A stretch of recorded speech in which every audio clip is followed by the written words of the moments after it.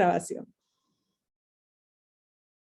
Ayer estábamos viendo los diferentes sistemas normativos externos coercitivos que existen.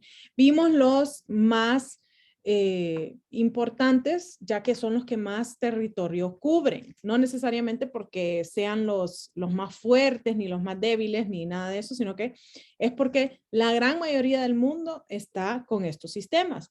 El occidental civil, que es el nuestro, que también es conocido como derecho romano o derecho europeo continental, cuya fuente primera es la ley y la fuente segunda es la jurisprudencia. Y luego vimos el occidental común, que también es conocido como el derecho de equidad o el derecho anglosajón, y su fuente primaria es la jurisprudencia y la secundaria es la ley. En otras palabras, son invertidas, completamente invertidas. Luego vimos el derecho consuetudinario. Ese es el que se aplica en el derecho internacional público. Es importante que nosotros sepamos esa parte, porque obviamente cuando Honduras es parte de una comunidad internacional, interestatal, pues nosotros no solo tenemos que saber el derecho occidental civil, sino que también el derecho consuetudinario. Y en el derecho consuetudinario también se conoce como el derecho de uso y costumbre, por el hecho de que su primera fuente son los usos y las costumbres. Diferencia entre uso y costumbre. Uso es algo que yo hago, un acto, un comportamiento, una conducta. ¿Cómo qué? Como firmar un tratado. Ese es el hacer uso de mi soberanía. Yo voy y firmo un tratado. Ese es un uso. Una costumbre son usos que ya lo hacemos de manera repetida y de manera generalizada. Muy importante esa parte. Fernando nos está recordando de que en Estados Unidos existe un lugar en donde no se aplica el derecho occidental común, sino que se aplica el derecho occidental civil. Y ese lugar es Luisiana. En Luisiana se ejerce el derecho occidental civil. ¿Por qué? Porque los que llegaron a colonizar Luisiana fueron los franceses. Por eso es que ustedes van a ver mucho, si alguna vez han ido a Luisiana, especialmente a Nueva Orleans, que es donde tenemos la colonia más grande de hondureños afuera de Honduras, si ustedes alguna vez han ido a Nueva Orleans, van a ver que existen muchas cosas que son en francés, que no son en inglés. El nombre de las calles, por ejemplo, son en francés. Ellos, por ejemplo, no tienen condados. Condado es la manera en que dividen la mayoría de los estados sus diferentes municipalidades. Para ellos no son municipalidades, sino que son condados. En cambio, en Luisiana, ellos no tienen municipalidades y tampoco tienen condados. Ellos lo que tienen son parroquias. Ellos lo dividen por parroquias, así como lo dividen los franceses.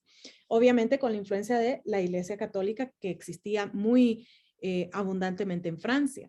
Entonces sí, es cierto, existe un lugar en Estados Unidos en donde no se aplica el occidental común, sino que se aplica el occidental civil y es Luisiana.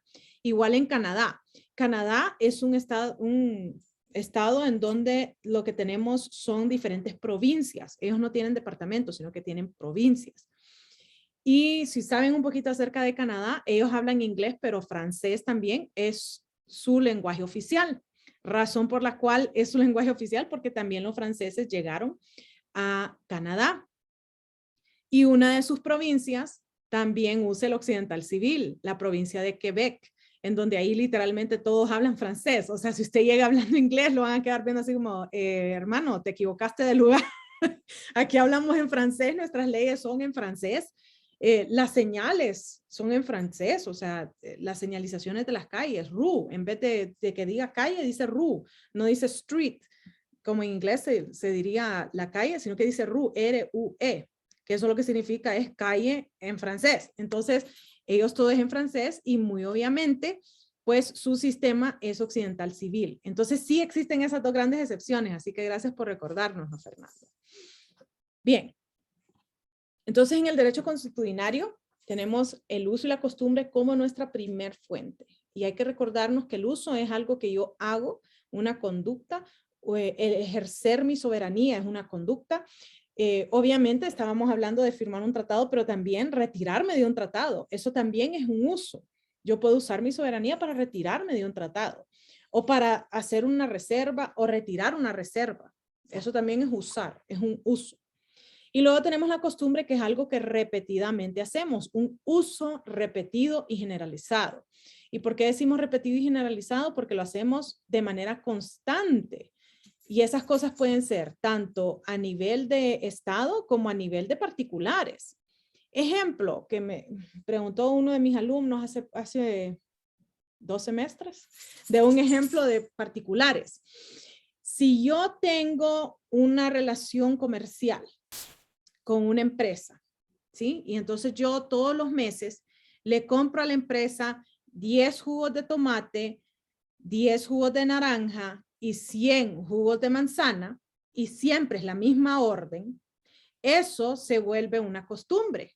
¿Por qué? Porque el uso sería la primera vez que lo hago, pero si ya yo tengo una relación en el tiempo en donde yo pongo exactamente la misma orden, entonces eso ya es repetitivo y generalizado. Esa es la relación que yo tengo. Entonces digamos que tengo un nuevo empleado y el nuevo empleado no sabe que yo tengo que especificarlo, sino que solo pone la orden y manda el pago. Pues la costumbre, lo que emitiría sería de que la empresa con la cual yo estoy haciendo esa compra me mande 10 jugos de naranja, 10 jugos de tomate y 100 jugos de manzana, porque esa ya es la costumbre entre dos particulares. Entonces sí puede existir la costumbre entre los particulares. Usualmente lo vemos bastante utilizado en cuestiones comerciales. Por eso es que le doy el ejemplo comercial, porque ahí es donde más nosotros lo vemos, las costumbres comerciales.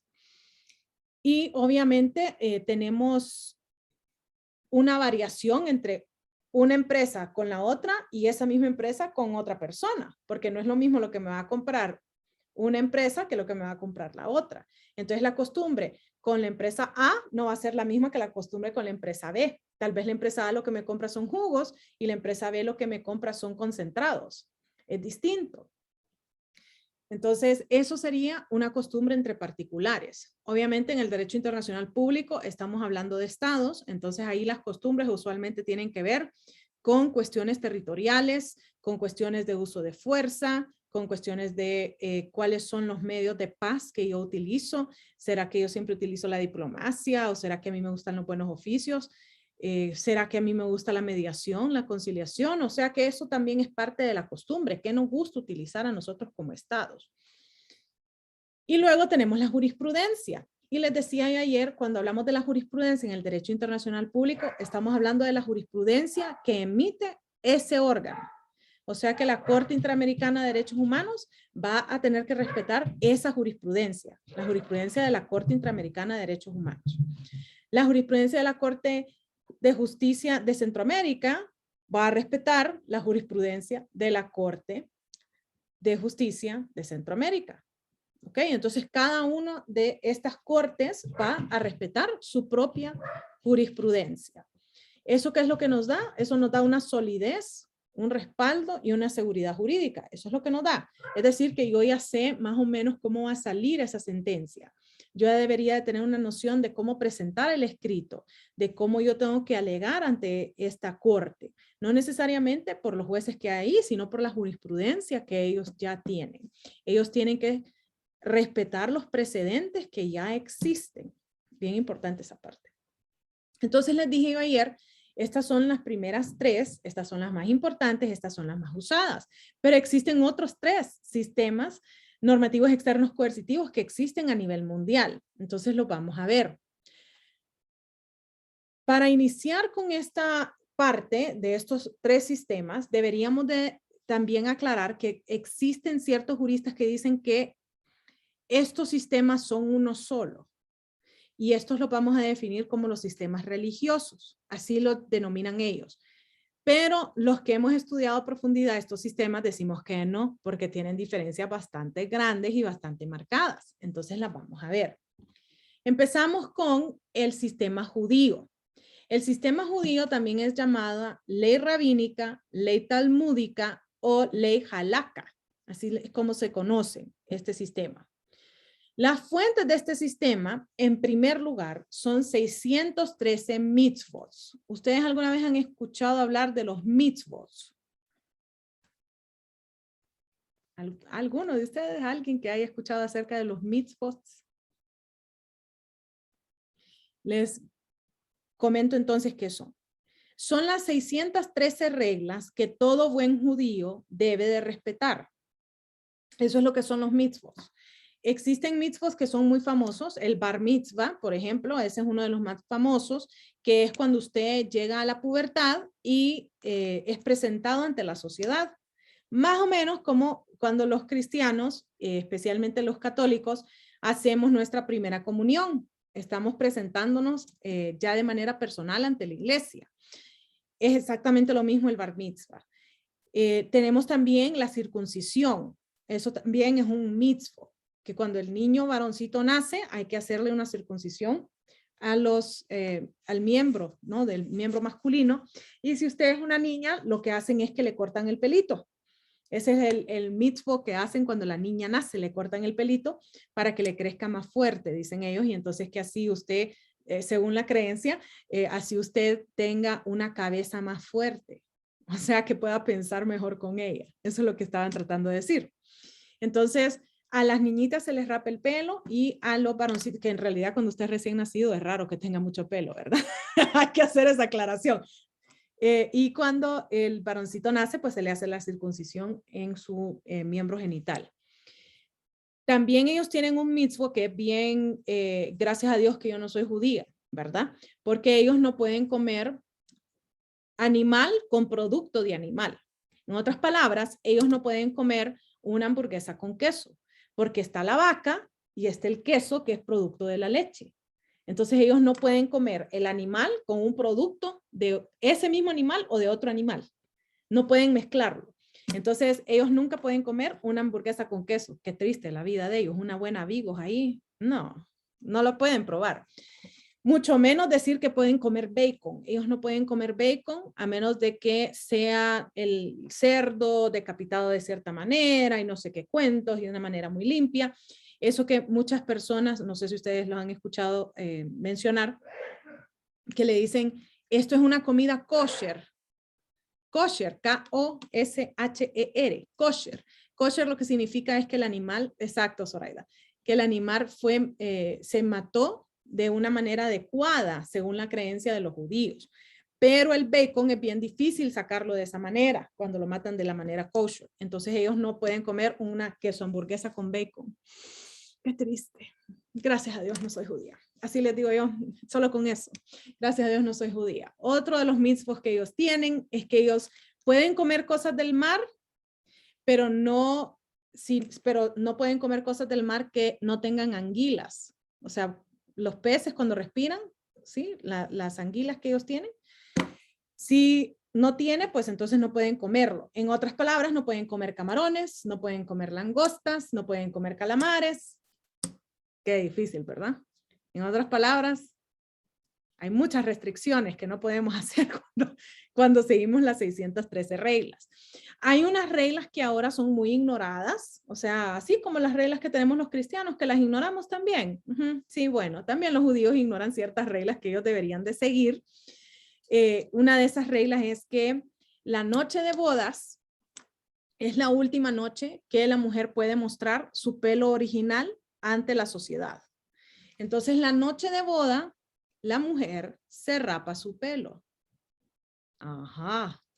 Usted se imagina que le salga la mujer, la mujer rapada en su noche de bodas, muchachos. O sea, wow, gracias a Dios no soy judía. Yo creo que mi esposa ahí mismo hubiera dicho, no, aquí van mal las cosas. Pero esa es una práctica que se hacía en la antigüedad, que toda la mujer al momento de casarse se rapaba su pelo y a partir de ese momento ella usaba o pañuelos sobre su cabeza o una peluca. Eso es lo que utilizaba. En ciertas sectas judías que aún siguen siendo bastante conservadoras, siguen rapándose la noche de boda las mujeres y ustedes las van a ver que andan o con pañuelos o con pelucas o con las dos, con pañuelo y peluca. Punto de eso es un respeto que se le tiene que enseñar a el esposo, pero también a los hijos. O sea, mi esposo y mis hijos serían los únicos que podrían ver mi cabello, ¿sí? El hombre también tiene responsabilidades que hacer. En el momento en que él se casa, tiene que empezar a dejar crecerse su barba. No puede mostrarle su rostro sin rasurarse a alguien que no sea de su línea directa, es decir, mamá, papá, abuelo, abuela o mis hijos, a partir del momento que él se casa, él tiene que dejarse la barba y tiene que dejarse 2 colochos acá. No sé si alguna vez han visto ustedes a esos personajes que salen con colochos así en las... Bueno, esos son judíos conservadores que respetan los 613 mitzvos. Entonces existen mitzvos que son así de nuestro comportamiento, de lo que deberíamos de poder comer, que no podemos comer. También existen cosas como usted no debería de robar, usted no debería de matar. Sí, o sea, ese tipo de cosas también son parte de las reglas que tiene que seguir todo buen judío. Entonces, esa es mi primera fuente. Esas 613 reglas son mi primera fuente. Mi segunda fuente es el Misna y el Talmud. Esos son libros religiosos que utilizan los judíos. ¿Alguien alguna vez ha escuchado de los Misnas y del Talmud? ¿Alguien? Para no aburrirlos con mi voz. No, abogada. Ok. El Talmud es el código o las leyes de una parroquia. En otras palabras, cada sinagoga tiene su propio Talmud. Ese Talmud es donde los rabinos, por eso es que se le llama ley rabínica, van apuntando qué es lo que ellos han estipulado como buen comportamiento adentro de sus sinagogas. Eso es importante porque las 613 reglas que teníamos existen desde el tiempo, bueno, mucho antes de Cristo, ¿verdad? Estamos hablando de mucho antes de Cristo. Y el Talmud ya nos habla acerca de cosas como la tecnología. ¿Qué puede hacer un buen judío con la tecnología?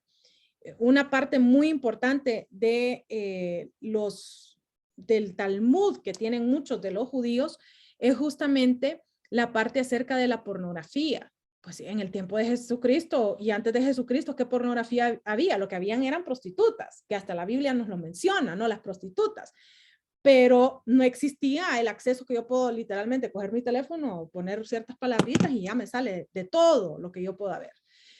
Nos habla también acerca de el uso de Facebook, el uso del Instagram. Deberían, en ciertas sinagogas dicen, una vez que usted se casa, solo tiene que haber un Instagram por casa, un Instagram en su pareja, para que entonces Zoraida no le esconda ciertas cosas del Instagram al esposo y Amy no le esconda ciertas cosas, o el esposo de Amy no le esconda ciertas cosas en el Facebook, sino que ahora solo es una cuenta en ciertas sinagogas lo que puede tener esa pareja.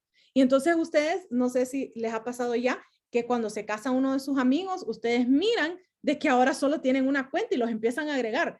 Zoraida y Laura y Tim, así.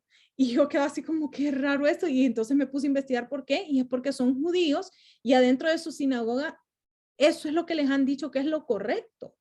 Les han dicho lo correcto es que ustedes no se escondan nada. Y eso también incluye la tecnología.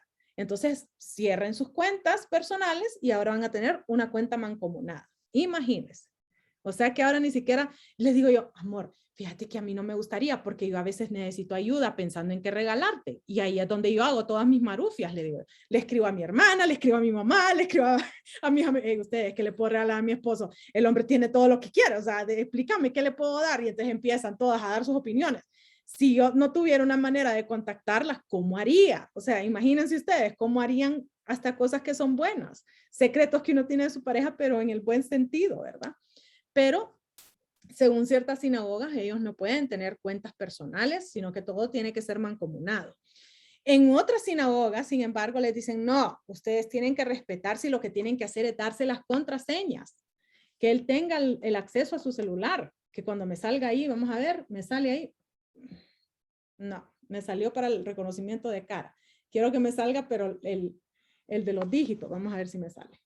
A ver, que me salga. No me quiere salir. No, no quiero reconocimiento de cara. Bueno, pero que cuando me salgan los números, ahí está.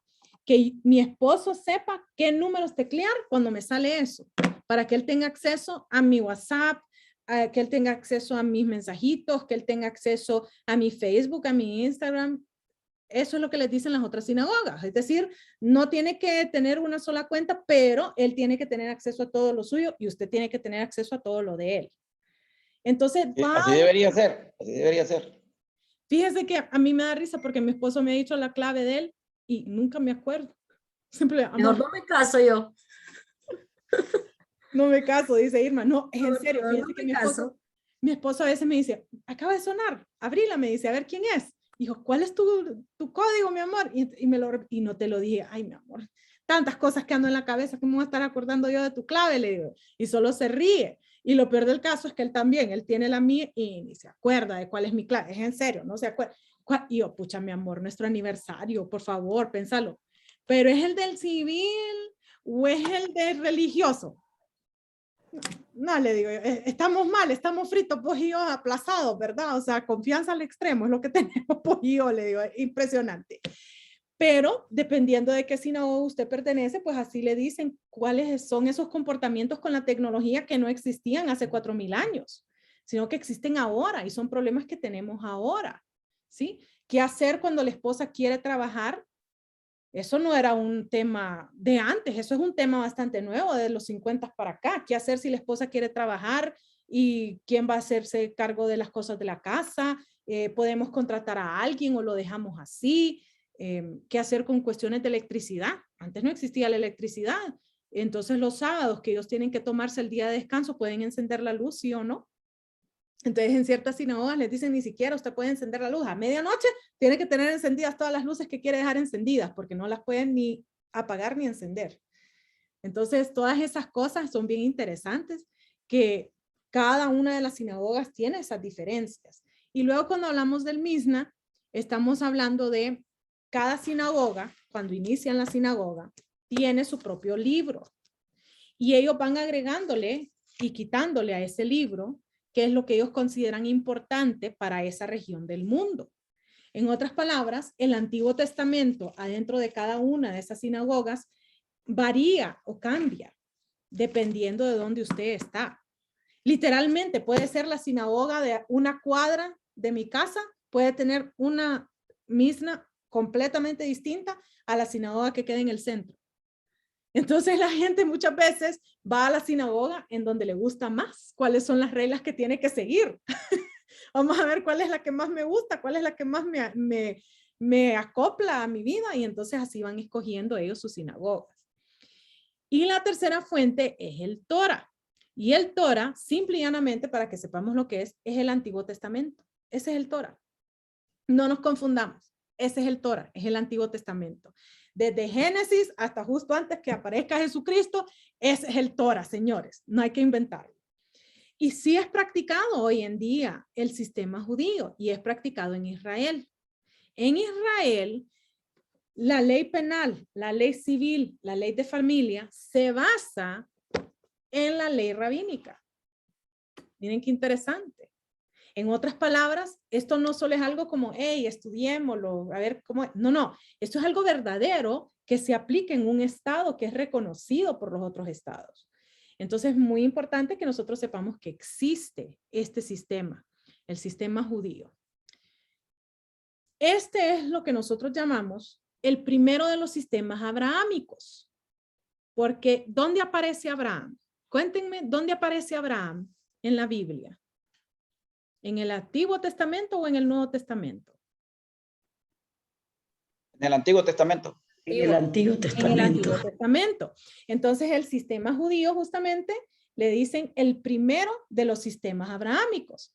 Entonces, ¿cuál es el segundo de los sistemas abrahámicos? El segundo es lo que nosotros conocemos como el derecho canónico.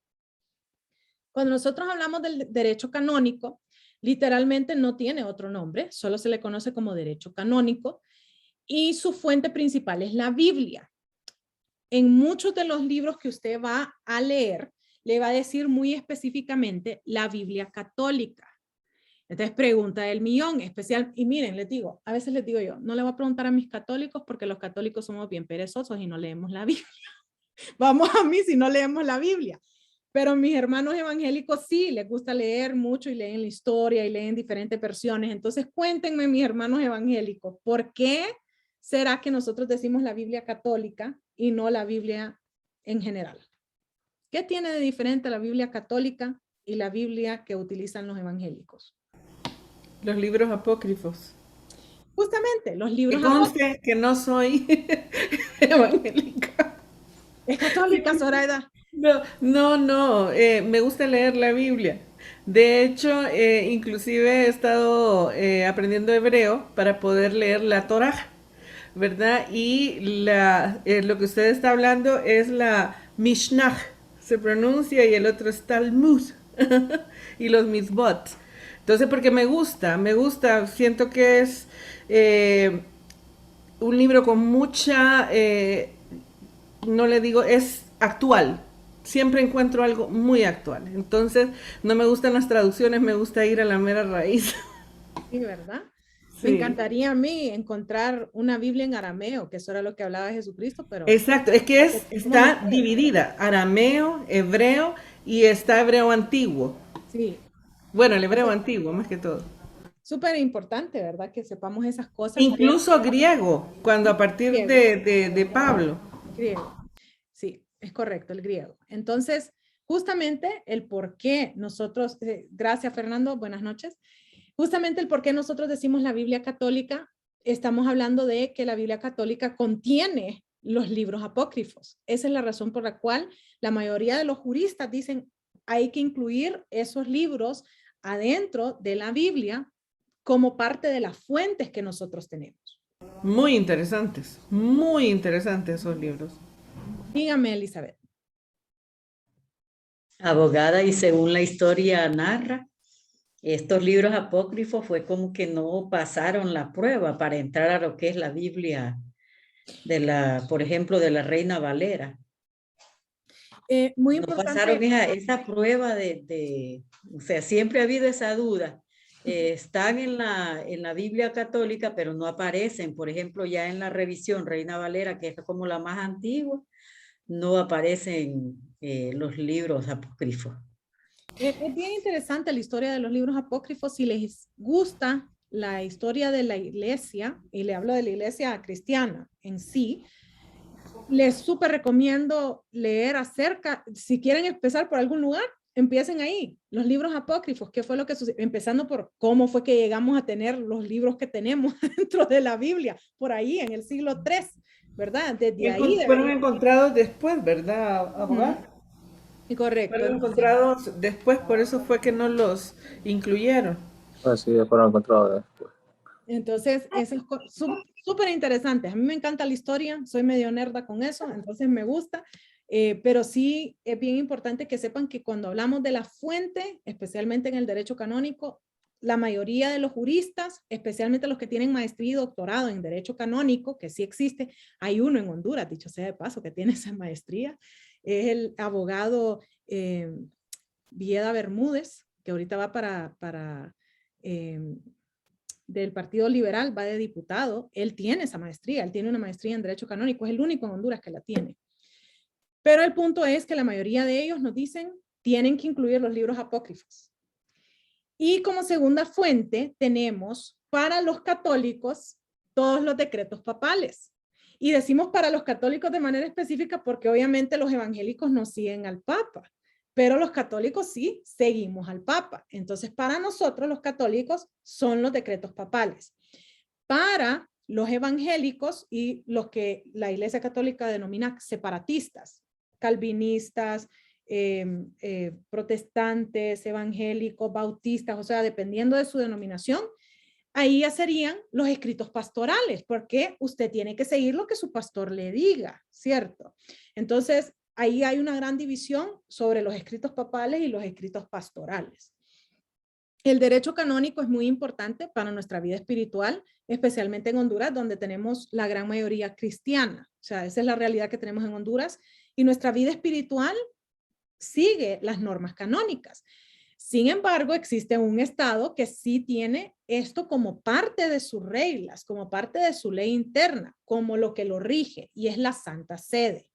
La Santa Sede sigue el derecho canónico, tiene el códex, que es justamente el código del derecho canónico, y es justamente el único lugar que tiene la maestría en derecho canónico. Usted va y estudia en la Universidad de la Santa Sede. Usualmente está llena de curas y de monjas que son abogados, sí existen. Es raro ver a un laico estudiándolo, pero sí existen, y como les digo, Vieda Bermúdez tiene esa maestría, es el único en Honduras que la tiene. Esto es aplicado de manera exclusiva en la Santa Sede y es la segunda parte de las religiones abrahámicas. Y si hay una segunda parte, pues a nosotros nos gustan las trilogías, vamos a la tercera parte de las religiones abrahámicas. Y esa tercera parte justamente es lo que tiene que ver con el Islam. El Islam es conocido como la ley Sharia, así es como se conoce. Sus fuentes son el Corán y el Sunna. El Corán es lo que escribió Mahoma, ¿sí? Y dentro del Corán existe el Antiguo Testamento, el Nuevo Testamento, hasta la montaña de los olivos, el monte de los olivos. Ahí porque para ellos Jesucristo no fue crucificado, se elevó al cielo. Eso es lo que ellos creen. Entonces ellos cogen el Antiguo Testamento, cogen el Nuevo Testamento hasta antes de la crucificación, el Vía Crucis, y le agregan lo que Mahoma dijo. ¿Sí? Ese es el Corán. Y el Sunna es lo que los profetas decían acerca de Mahoma. Lo que nosotros tenemos como los 4 muy importantes adentro de nuestra Biblia. Si ustedes se acuerdan, dentro de los que somos cristianos, dentro de nuestra Biblia tenemos a Marco, ¿sí? La Biblia, los escritos, las escrituras según San Marco, las escrituras según Lucas. ¿Qué es eso, ustedes? ¿Quiénes eran ellos? Esos 4 importantes. Porque ahí nos lo dicen en misa. A cada rato nos lo mencionan. Apóstoles. Los apóstoles, correcto. Entonces esos 4. Los apóstoles. Correcto. Entonces esos 4 que son tan importantes para nosotros, Mahoma también los tenía. Y ellos también escribieron acerca de la vida de Mahoma. Y eso es el Sunna. Y dentro del Sunna aparece algo que es radical para su tiempo, que dentro de los escritores del Sunna hay mujeres. Si ustedes se fijan, en la Biblia y en el Antiguo Testamento no había mujeres escribiendo, pero en el Sunna sí hay mujeres escribiendo. Entonces, eso es una parte bien interesante acerca del Sunna, que existen mujeres que fueron apóstoles de Mahoma que escribieron parte del Sunna. Entonces, esa es la primera fuente. La segunda fuente es lo que se conoce como fatwas. Los fatwas son jurisprudencia y son creados por los jueces que son conocidos como los imams. Así es como se conocen. Hay un fatwa que es el fatwa más famoso que existe, que hasta en Pichinguitos ha salido, no es broma, en Pichinguitos, en South Park ha salido. Que ese fatwa lo que dice es: la muerte para América, abajo con América. Ese es un fatwa que ellos tienen. Esa es una jurisprudencia que ellos tienen. ¿Ok? Entonces, porque para ellos, América, y América refiriéndose a Estados Unidos de América, es el diablo. Eso es lo que ellos dicen. Entonces, ese es el fatwa más conocido a nivel mundial, pero existen fatwas como, por ejemplo, todo buen musulmán no puede comer en un buffet. O sea que si usted va a cualquier restaurante en Honduras donde hay comida abierta que usted se puede servir, eso no lo puede hacer ningún musulmán. Está prohibido para ellos, excepto si es en una casa familiar y los invitados todos son familia. Pero si son extraños ir a un restaurante, ellos no pueden comer en buffet. O sea que existen fatwas de todo lo que usted se puede imaginar. ¿A quién le pertenece el anillo de compromiso? ¿A quién le pertenece la casa? ¿A quién le pertenecen las joyas, los carros? Todo eso está ya definido por medio de fatwas, que son jurisprudencias. Y la tercera fuente son los ulemas, los urf y los lidhad. Y esas 3 cosas simple y llanamente se resumen en todo lo que tiene que ver con las costumbres. Entonces, los ulemas son, ¿qué es lo que dicen las personas pensantes acerca de la costumbre? Y pensantes pueden ser médicos, enfermeras, abogados, profesores. Esos son los ulemas. ¿Qué es lo que ellos piensan? Los urfs son de manera específica para los abogados. O sea que somos distintos nosotros. ¿Qué es lo que pensamos los abogados acerca de la costumbre? Y el lidhad es justamente la costumbre. O sea que estos son costumbre, todo lo que tiene que ver con la costumbre. Y hay costumbres, la que literalmente me tocó vivir a mí con uno de mis compañeros musulmanes de maestría, que la boda es tan extravagante como el dinero que tiene la pareja. O sea que si usted tiene pisto y quiere irse solito a casarse en un lugar. No, no, eso no lo puede hacer. Entonces él se casó, él es de una familia que está metido en cuestiones bancarias en Arabia Saudita y ella es de una familia petrolera, o sea que el dinero le sobra. La boda de ellos duró 2 años. 2 años. Y la manera en la cual ellos decidieron hacer la boda es que ellos iban a todas las ciudades donde ellos tenían familia. En vez de que la familia viniera a ellos iban a la familia. Y hacían una fiesta con músicos, con fotógrafos, con videograbación, con post en Facebook, o sea, con todos los Mickeys, y estuvieron haciendo eso por 2 años. La boda de ellos duró 2 años. Y yo, o sea, yo me bien feliz porque COVID hizo que mi boda fuera literalmente 10 gentes para que no vinieran a comer a mí ni a tomar y después criticar. Y esta gente con boda de 2 años, no sé cómo. Ah, y el vestido de ella era el mismo vestido, pero las joyas eran distintas. Oiga bien eso. El anillo era el mismo y el vestido era el mismo, pero las joyas, el resto de las joyas eran distintos. Los relojes que él andaba eran distintos en cada una de sus bodas. Y yo, o sea, no, a ese nivel, no, conmigo no. A mí me hubieran dicho, tenemos todo este dinero para la boda. Y yo le hubiera dicho, cómprame una casa, cómprame carro, ¿verdad? Eso hubiera hecho uno normal, ¿no? Ellos anduvieron, se casaron en París, se casaron en Londres, o sea, literal. Se casaron en Moscú, bueno, en todo el Medio Oriente, anduvieron en Egipto, en Israel, o sea, todos los lugares donde usted se puede imaginar, ellos ahí tuvieron su boda. Y le digo yo, solo te faltaba venir a Honduras e inventar de que me tenías a mí aquí, le digo yo, que te tenías que casar en Honduras. No me dice, amiga, pero te invité a la boda que hicimos en Miami, a la boda que hicimos en Washington y a la boda que hicimos en Nueva York. Pero si querés que vayamos una, no, deja de inventarle.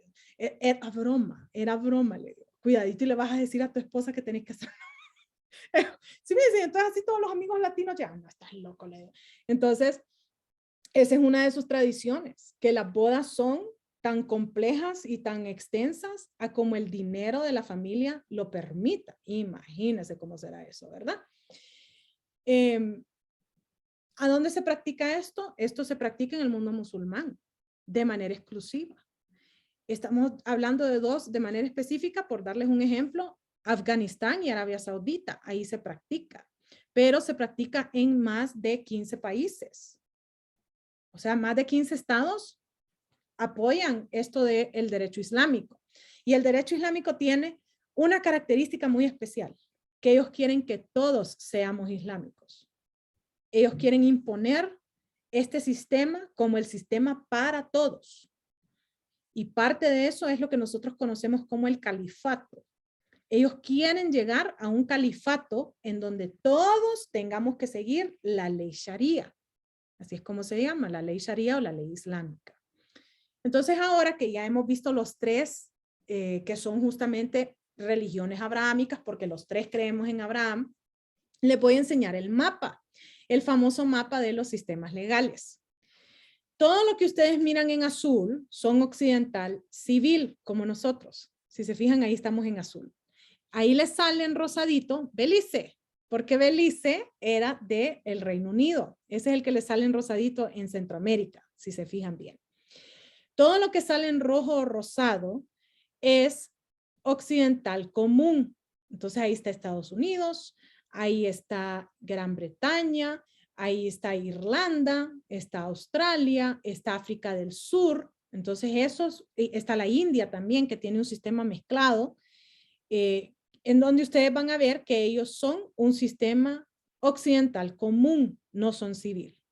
Y lo que les aparece en verde, ya sea verde aqua o verde verde, son los que tienen el derecho islámico. Entonces, si ustedes se fijan, ahí hemos denominado todo el mapa. Ahí hemos visto todo el mapa. Obviamente, Israel le sale en un color distinto. Aquí le sale Israel, porque ellos lo que tienen es la ley judía. En la Santa Sede, que casi no se mira, que está por aquí adentro de Italia, es un puntito que sale en blanco. Y es porque ellos son los que tienen el derecho canónico.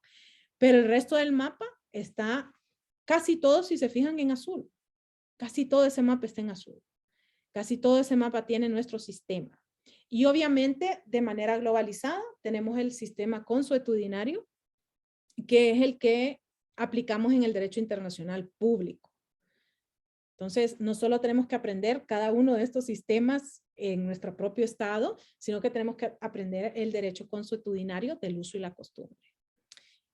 ¿Tienen preguntas sobre esto, chicos? ¿Algo que no les haya quedado claro?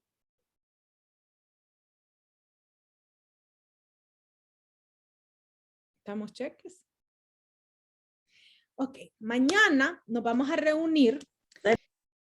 Dígame, Elizabeth. Está excelente, más bien mucho aprendizaje, gracias. Ah, bueno. Esto usualmente Buenísimo. le sirve mucho en derecho internacional privado, porque internacional privado es donde vemos eso de, especialmente los hondureños. Tuve un hijo en Estados Unidos y yo vivo en Honduras y el papá vive en México. ¿Qué ondas? ¿Verdad? Entonces ahí en el derecho internacional privado es fascinante ver esto porque uno va viendo cómo se va aplicando el derecho de esa manera, ¿verdad?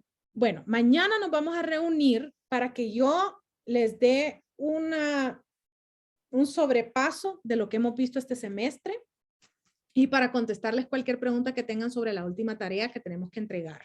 Eso es lo que vamos a hacer mañana. Y la otra semana vamos a examen. Ya vamos a examen. Así que hay que emocionarnos porque tenemos que sacar 100. Yo sé que sí pueden. ¿Cómo que no, Simeón? ¿Cómo que no, Simeón? Esta vez el examen va a ser expositivo. Ya no más estar seleccionando. Yo por eso el primer semestre, el primer parcial, me deshago de todas esas y ya para el segundo y el tercero ustedes pueden expresarse con libertad y entonces van a poder contestar pues más abiertamente, más naturalmente. A mí me gustan más esos exámenes. Consejo, no deje nada en blanco porque tal vez en algo que usted me escribió le puedo dar puntos. Usualmente, regla natural mía en este segundo examen son 3 preguntas. Cada una vale 5 puntos y es expositivo. Es raro que saque 0 a alguien en ese expositivo. O sea, rarísimo que saque. Sería el absurdo que saque 0 a alguien, ¿verdad? En ese examen. Entonces, los espero mañana, sí, para que nosotros hagamos un repaso y contestar cualquier pregunta que ustedes tengan. Que tengan buenas noches, muchachos. Gracias, abogada. Feliz noche. Buenas noches. Gracias, abogada. Buenas noches.